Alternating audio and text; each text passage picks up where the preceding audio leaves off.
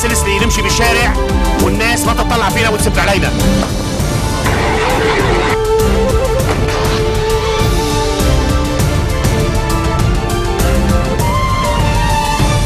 Good afternoon on this Sunday, June 22nd. I'm Youmna Naufal. These are today's headlines. Maronite Patriarch Shaddai calls for a Christian and Muslim collaboration for the construction of what he calls a tolerant, pluralistic society in the country. Sunni fighters, led by the Islamic State in Iraq and the Levant, expand their offensive in Iraq, capturing more territory from the government. And Iran's Rouhani warns Muslim states which funnel petrodollars to jihadist Sunni fighters wreaking havoc in Iraq, they will be their next target. Maronite Patriarch Shaddai is calling for a Christian-Muslim collaboration for a construction of a more tolerant, pluralistic society in Lebanon. He said, quote, "We acknowledge the role assigned to us as Christians, which is to continue with our Muslim brothers the construction of a culture of moderation, acceptance of the different and the other, freedom of religion and belief, and pluralism in the age of globalization." Dai prayed for the protection of the Lebanese society from what he called the evil of those who mess with its security and institutions, and from the phenomenon of violence and car bombs. From one side, he said there are religious political systems that attempt to eliminate the difference and to impose their faith, traditions, and laws over them. Meanwhile, Prime Minister Tamam Salam has arrived to Kuwait. He said Lebanese security forces are on high alert to maintain security and stability in Lebanon, and he revealed that a breakthrough has been reached regarding the mechanism governing the work of the cabinet. After a period of relative calm since the formation of Salam's government, terror struck Lebanon on Friday when a suicide bomber blew himself up at a police checkpoint on the Beirut-Damascus highway, killing one police officer and wounding 33 people, again heightening fears of violent spillover from Syria and now Iraq. Salam also revealed that a breakthrough has been reached regarding the mechanism governing the work of his cabinet, but he refused to elaborate on the details of the deal that was reached. Middle East Affairs political analyst Carol Malouf joins us again today. Carol, thank you for coming back. It's funny, as I was reading the news today, General Security Chief Abbas Ibrahim said, and I quote, "We are in a constant battle with terrorism that is targeting the region and not just Lebanon. Lebanon is not an isolated island." Those were your exact words yesterday. He said it falls within the grasp of Zionist terrorism or takfiri, which are both two sides of the same coin. So, as you were saying yesterday, Lebanon is not an island. On Friday, the last terror struck, and now we are facing summer, and as you were saying, there is more of these kind of attack to basically expect. Is that correct? Yes, it is correct. As we were saying yesterday, that Lebanon is directly affected by its immediate surrounding.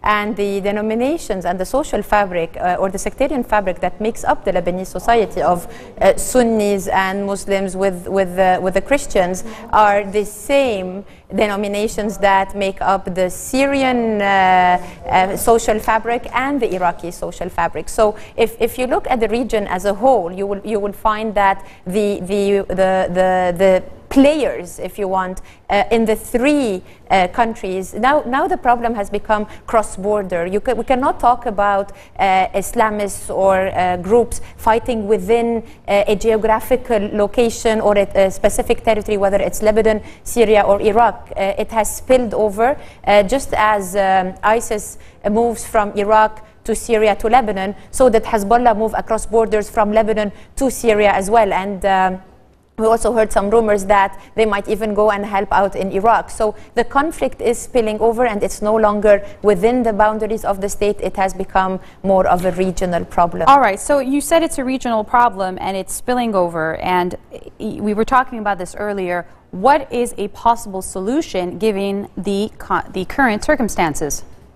The solution has to be twofold. Now, the military advancement of ISIS in Iraq has been diminishing. True that, as you said earlier, there has been some progress on certain fronts, whereas we have to see how the allies of ISIS in Iraq, as we discussed yesterday, the more moderate line within the Sunni tribes, the Sunni, the Ba'athist forces, the previous military generals, the Islamic Army of Iraq, plus the other secular Sunni elements, if we might say. How are they going to translate such a military progress on the ground to political progress? How are we going to come up with a political solution with the parties who are fighting on the ground? And the same applies to Lebanon. The more we bring the parties together and the more we bring them closer, the less we will find gaps and loopholes in the political system. Security, Youmna, comes from a political umbrella. So unless we provide a political solution or a dialogue, as the Patriarch Ra'i said today, there needs to be a dialogue between the parties in order to stop the crisis, whether it's local, regional, or even if it goes to Iran and Saudi at the regional front as well. I understand what you're saying, but the Syrian conflict now entered its fourth year in March, and basically Hezbollah has made it very clear that it is not going to withdraw. It's not going to stop its involvement in Syria. So does this actually mean, and this is what you're saying, that there will be more attacks from ISIS or ISIL as they're known on Lebanese territory, and unless they're going to withdraw, but they've made it clear they're not going to withdraw. So with those specific circumstances, what can be done? I don't think Hezbollah will withdraw from Syria anytime soon, as they are holding most of the front that goes along the Kalamoun area. So I think Hezbollah is there to stay, to support the regime.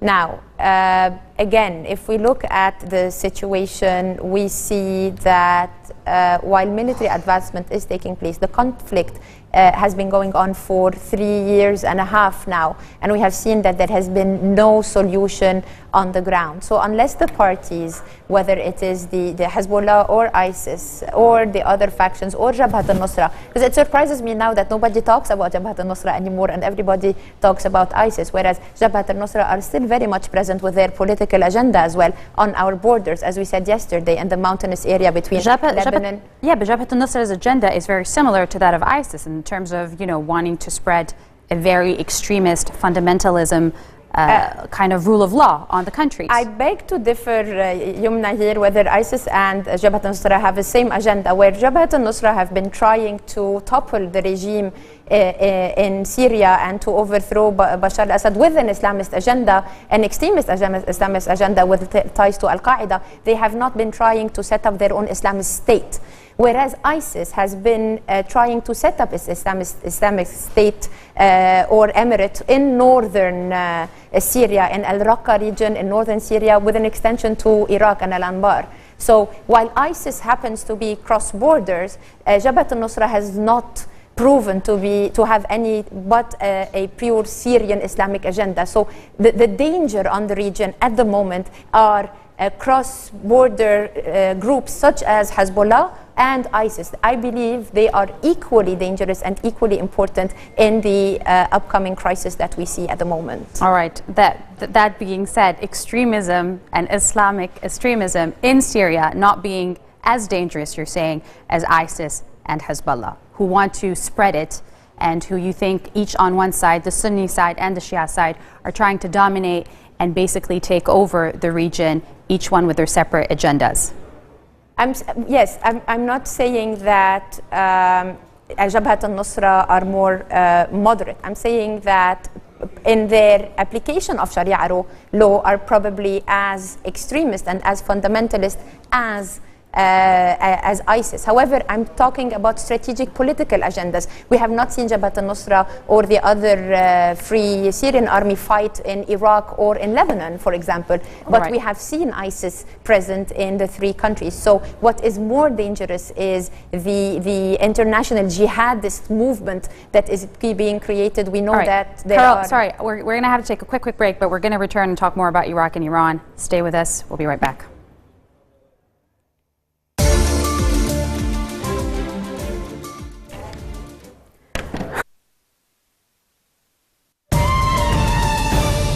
Welcome back. Sunni fighters led by the Islamic State in Iraq and the Levant have expanded their offensive in Iraq, capturing more territory from the government. ISIL, the al-Qaeda breakaway group active in Syria and Iraq now, has taken the towns of Qaim, Nawah and Nanah in Anbar province. Qaim, located on the border with Syria, hosts a key crossing between the two countries. Fighters also claim to be in full control of the northern city of Baiji, which hosts Iraq's biggest oil refinery. Through the military does deny the rebels took control of it. Iran's President Hassan Rouhani warns that Muslim states which funnel petrodollars to jihadist Sunni fighters wreaking havoc in Iraq will become their next target. Rouhani did not name any country, but officials and media have hinted that insurgents from the Islamic State in Iraq and the Levant are being financially and militarily supported by Saudi Arabia and Qatar. Iran, the predominant Shia powerhouse in the Middle East, says it will support Maliki against ISIL, which is also battling the regime of Syrian President Bashar al-Assad, another Tehran ally. Rouhani called for unity between Shia and Sunnis, who are their brothers, he said. Meanwhile, Iranian Supreme Leader Ayatollah Ali Khamenei expressed strong opposition to U.S. intervention in Iraq, saying Iraqis themselves are able to bring an end to the violence there. Carol, we're back with you. What do you think of what Khamenei says? We were talking about this earlier, and him opposing U.S. intervention at any cost. There is definitely opposition for any U.S. intervention in terms of military intervention and boots on the ground to stop the movement of ISIS on the ground, as you mentioned earlier, and them gaining more territory. However, there needs to be, this is a decisive moment for the Americans to start, and with Kerry in the region, to start working on a political solution. The Americans need to deal with both parties equal-handedly. Over the last 5 years, since the Americans withdrew from Iraq, the Iranians have had a free hand in managing Iraqi affairs. Today, the Sunnis are back in the game. They have gained some ground through military means. Now it's time to translate this military gains, if you want, into some political gains by engaging, and the Americans and the international community have to engage both parties, whether the Iranians or the Saudis or the groups on the ground, in how to turn this into political gains and work with the Iraqis even-handedly with the Sunnah and the Shia. Do you think the repercussions are huge should America choose not to interfere, as President Barack Obama has clearly stated that he wishes not to? Yes, I think the repercussions would be tremendous, huge for the region. If a sectarian Sunni-Shia war starts in Iraq, it will definitely move to Syria and eventually to Lebanon. As we said, we're not an island. We are affected by what is happening, and the Americans have to step in and take responsibility for what they have set up, because they have trained the Iraqi army, and the Iraqi army has failed and collapsed. They have a responsibility to go back and try to fix things, but this time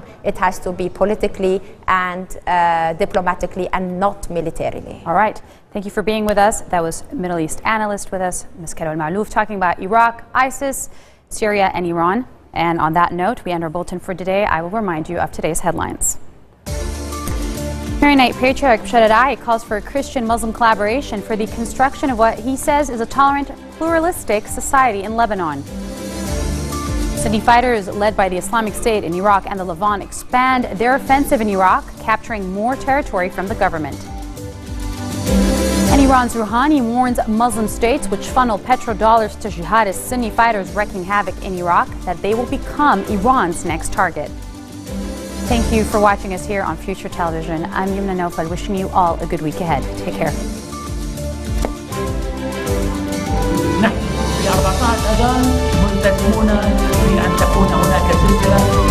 نحن بدنا سلسلة نمشي بالشارع والناس ما تطلع فينا وتسب علينا.